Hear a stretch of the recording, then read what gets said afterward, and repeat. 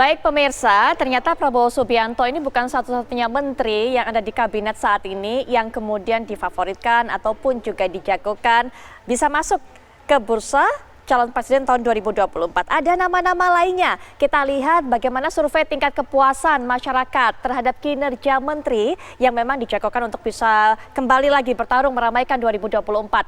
Kalau nama Pak Prabowo Subianto tadi 13% ini menunjukkan sangat puas. Ini menurut Lembaga Survei Indonesia atau LSI. Sementara cukup puas 62%. Berikutnya di bawahnya ada Sandiaga Uno selaku Menteri Pariwisata dan Ekonomi Kreatif yang mengaku sangat puas terhadap kinerja Pak Sandiaga yang memang belum lama menjabat sebagai menteri ini 8%. Kemudian yang cukup puas senilai 61%. Berikutnya kita lihat ada nama Menteri Keuangan, yaitu Ibu Sri Mulyani Indrawati yang menunjukkan masyarakat ini sebanyak 12% mengaku sangat puas terhadap kinerja Bu Menku atau Bu Menteri Keuangan. Sementara 56% cukup puas. Kemudian Menteri Sosial Tri Risma hari ini juga sangat puas 12%, cukup puas 53%. Berikutnya yang terakhir, ini adalah Menteri BUMN, Badan Usaha Milik Negara. Pak Erick Thohir ini ada 9% masyarakat yang mengaku sangat puas terhadap kinerja Pak ET, kemudian cukup puas 55%. Pak Jayadi dari LSI mungkin dengan hasil seperti ini bisa memberikan penjelasan lebih lanjut mengenai tingkat kepuasan masyarakat terhadap tokoh-tokoh ataupun menteri-menteri yang ada di kabinet yang diharapkan bisa melaju di 2024, Pak Jayadi. Dari nama-nama itu memang nama-nama yang populer ya. Jadi ini persepsi publik terhadap kinerja menteri. Itu yang harus digarisbawahi. Kinerja menteri itu kan mengukurnya salah satunya dengan persepsi publik, tapi juga ada ukuran-ukuran yang lain begitu. Nah, kalau kita lihat di situ memang nama-nama menteri yang populer memang cenderung mendapatkan tingkat kepuasan yang lebih besar, termasuk nama seperti Ibu Sri Mulyani, kemudian Pak Erick Thohir ya, yang di masa pandemi ini memang terus-menerus muncul di pemberitaan media massa maupun di media sosial begitu. Jadi apakah nama-nama ini langsung kemudian bisa berpotensi juga menjadi calon presiden? Kalau kita lihat dari potensi calon-calon presiden yang ada, memang nama-nama mereka masuk, tetapi belum masuk ke angka paling tidak belum masuk 3 besar atau 5 besar ya. Baik. Artinya perlu upaya lebih keras kalau mereka memang berniat untuk ikut maju dalam pemilu presiden 2024 nanti. Baik, kalau mau maju di 2024 butuh upaya lebih keras, Mas Adi. Popularitas, kemudian ke penilaian terhadap atau kepuasan masyarakat terhadap kinerja mereka, atau mungkin ada faktor-faktor lainnya lagi? Banyak variabel sebenarnya Putri, tapi yang dipotret oleh teman LSI misalnya tentang kepuasan kinerja terhadap menteri memang menjadi variabel yang seringkali dilihat oleh publik sebagai preferensi pilihan untuk memilih.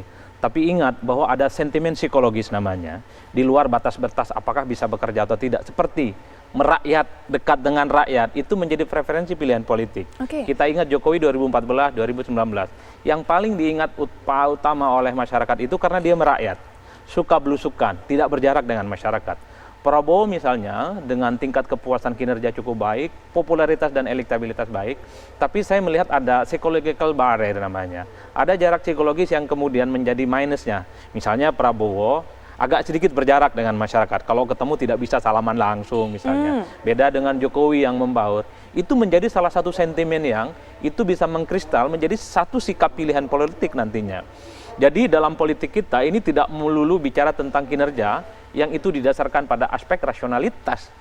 Bukan hanya isi otak, tapi juga hati. Hati itulah aspek psikologis, dekat dengan rakyat, suka belucukan, mendatangi satu pintu ke pintu yang lain. Masyarakat mungkin lebih tersentuh dengan yang itu. Nah, itulah psikologi masyarakat kita saat ini. Makanya kemudian dengan tanpa menyederhanakan persoalan, kinerja itu penting, bahwa integritas itu penting bagi calon 2024. Tapi tidak kalah pentingnya adalah satu persepsi, yaitu dekat dengan rakyat. Dan kalau dilihat dari berbagai temuan survei yang kita lakukan, satu-satunya kampanye yang selalu menjadi favorit masyarakat adalah mendatangi secara langsung, berdialog dan menyelami kesulitan hidup mereka, diajak bicara. Syukur kalau dikasih solusi, diajak bicara saja, masyarakat itu senang. Ini yang kemudian menjadi insentif yang dimiliki oleh Jokowi 2019 dan 2014. Makanya ada jargon, Jokowi adalah kita, Jokowi kita banget, dekat dengan rakyat. Orang tidak bicara tentang apa success story yang sudah dilakukan di Jakarta dan di Solo, tapi Jokowi adalah kita, mensosialisasikan bahwa Jokowi adalah rakyat. Kalau pola-pola seperti itu yang disenangi masyarakat, Ibu Risma bisa masuk, bisa saja melaju salah dan mendapatkan satunya. poin yang banyak dong. Betul, tapi kalau dalam temuan survei yang kita lakukan kemarin, Putri, ada satu variabel lain yang bisa dijelaskan. Ada siklus 10 tahunan yang saya sebut, bahwa untuk 2024 masyarakat lebih ingin memilih capres yang berlatarkan militer untuk maju bertanding.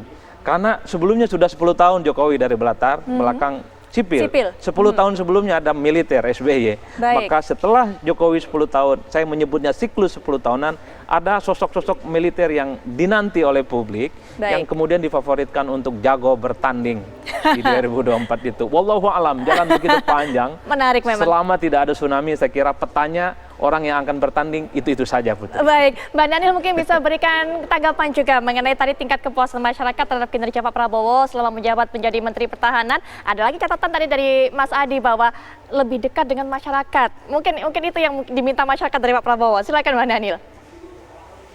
Mbak Putri, Mas Adi, apapun itu indikator yang muncul konteks survei seperti awal tadi saya sampaikan, ya Pak Prabowo akan terus bekerja sebaik mungkin,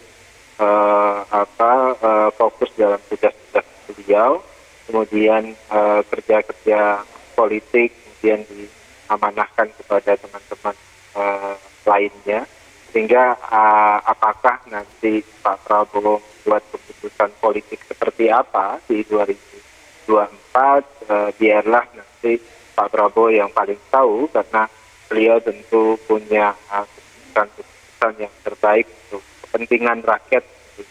Jadi saat ini ya keinginan terbesar Pak Prabowo adalah membantu Pak Jokowi sampai tuntas, memastikan ada perubahan di pertahanan kita bisa lebih kuat, kemudian pertahanan kita bisa lebih baik, kemudian apapun apresiasi yang diberikan oleh publik, baik itu bentuknya apresiasi yang positif ataupun negatif, itu kita dengarkan dan kita pahami.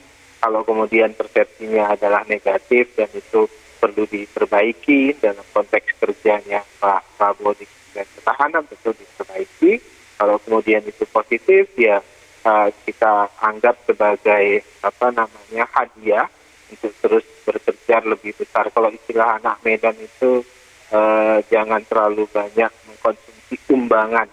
Umbangan itu pujian yang berlebihan, karena itu justru memberikan dampak yang negatif. Dan saat ini ya fokus Pak Prabowo ya pertahanan. Ya, baik. Mbak Daniel, apapun angka-angka itu, berapapun besarnya di atas kertas terhadap hasil survei, kita harapkan itu juga bisa menjadi masukan yang positif bagi Pak Prabowo. Memang langkah masih panjang, waktu juga masih panjang, 2024 kita akan masih menantikan bagaimana manuver pergerakan dari para nama-nama yang difavoritkan untuk bisa melaju ke tahun 2024. Bang Daniel, terima kasih untuk waktunya. Pak Jayadi juga terima kasih. Mas Adi, terima kasih sudah datang menemani saya di sini di studio. Baik, pemirsa, setelah jeda kami bawa Anda di segmen berikutnya melihat hujan ini yang membasahi Semarang dan kemudian mengakibatkan banjir sesaat lagi.